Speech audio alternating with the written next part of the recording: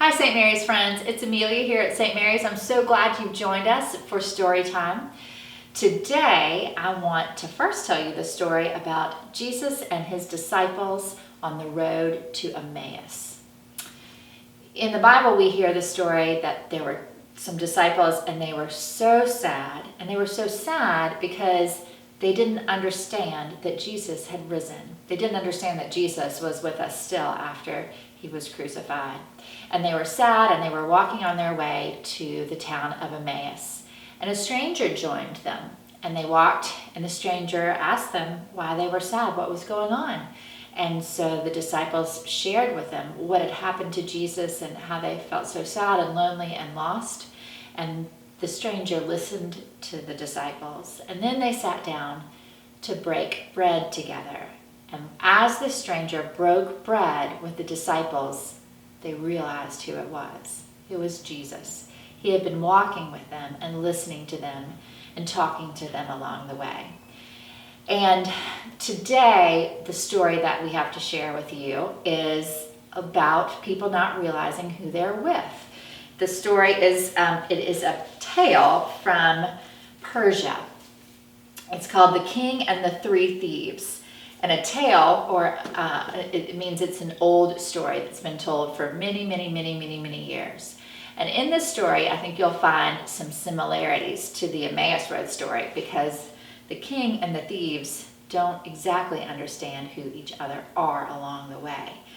But in the end, something wonderful happens. So I hope you enjoy the story, and I'll be back with you after it's over. The King and the Three Thieves, a Persian tale, retold and illustrated by Kristen Baluk, published by Viking Press. Long ago, in the faraway land of Persia, there lived a king with a long, magnificent mustache. His name was King Abbas, and he loved to eat. Every night he ate extravagant dinners, but every night he ate alone. One evening, the king sat down to a dinner of fish with pomegranates over saffron rice. But when he tried to pick up the fish, it began to hop around the dish. The king could not eat his dinner, so he called for his trusted counselor, the vizier. The vizier looked at the fish. "Your Majesty, it's a sign. There are hungry people in your kingdom. Feed them, and then you will be able to eat your dinner." King Abbas wrapped up some food, disguised himself as a poor man, and slipped out of the palace. He searched through his kingdom until he came upon 3 men in ragged clothes whispering around a fire. The first man had red, round lips. The second had brilliant eyes, and the third had a tremendous nose. The king shared his dinner with the 3 hungry men. After dinner, as they relaxed around the fire, the men shared their secret with the king. "We are going to rob the king," they confided. "Impossible," exclaimed the king. "Not with our special powers," the first thief whispered through red round lips. "I can whistle a tune that will put anyone to sleep." The second thief looked at the king with his brilliant eyes. "I can see through walls." The third thief sniffed with his tremendous nose. "My sneeze is so strong it can blow a door right off its hinges." The king looked at the first thief's lips, the second thief's eyes, and the third thief's nose. As he twirled his mustache, he said, "I have a power too. If you are caught, I will free you with the mere twitch of my mustache." The king's mustache looked magnificent, so the thieves invited him along. The king and the 3 thieves stole swiftly through the night. When they reached the palace, the first thief went up to the gate, pursed his round lips, and whistled a soft. The air became still and heavy. All the guards fell into a deep sleep and slowly sank to the ground. The first thief waved for the others to join him. The king stared at his sleeping guards in disbelief. The second thief looked in each direction, then led them through a maze of odd little doors until they came to a beautiful mosaic door. The king was amazed. The thieves had actually found his treasury. The third thief motioned the others to stand back. His nose started to tremble and quiver. "Chew!" He sneezed a great sneeze. It blew the great door right off its hinges. The king was stunned. Before them stood a brilliant chamber full of magnificent treasures. The thieves giggled with joy as they stuffed their sacks with sparkling gems and shiny gold coins. Then they placed the door back on its hinges and crept out of the palace with the bewildered king trailing behind them. Back around the fire, the thieves shared their stolen treasure with the king. The king waited for the three thieves to fall asleep, and then he slipped away and returned to his palace. The king put on his royal robes, woke up his sleeping guards, and ordered them to arrest the thieves. Soon the king's guards were dragging the thieves across the square, through the palace, and into the crowded court. The king sent for his vizier. The vizier looked over the three thieves. "Your Majesty, they are a sign. Power can be used for evil or for good." The king looked sternly at the vizier. "These men are thieves," and he marched up to his throne.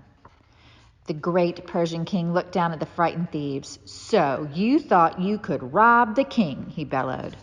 The three thieves pleaded their innocence. King Abbas threw off his royal robes, revealing the ragged clothes underneath.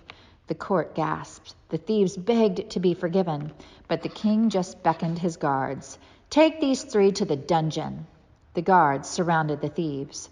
The first thief nudged the second thief. The second thief nudged the third.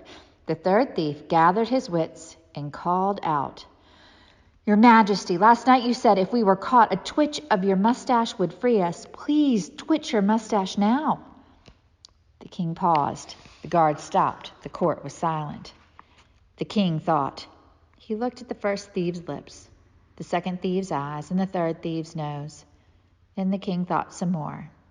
He looked at his vizier and remembered what he had said. Power can be used for good or for evil. Slowly, a smile spread across the king's face, and then his mustache began to twitch. At last, the king declared, "A king never breaks his promise. All three of you shall live in the palace. Together, we will use our powers to make sure that no one in the kingdom ever goes hungry again." The three were so grateful that the first thief's round lips broke into a wide smile.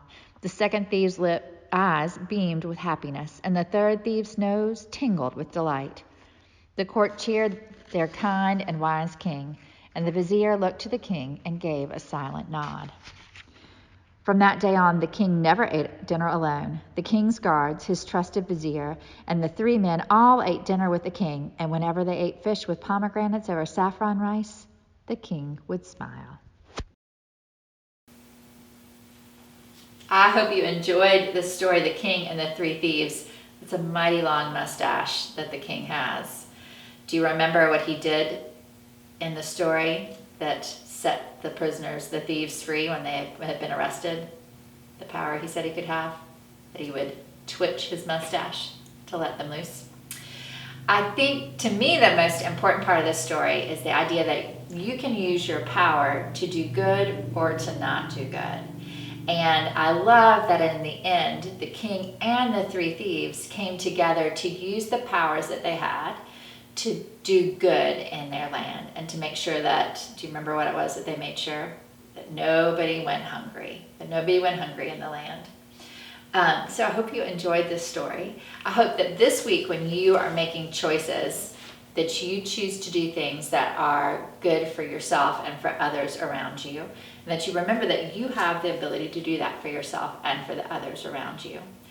I hope you remember how very much you are loved and how much we miss you, and that we cannot wait to see you again soon. Take care, friends.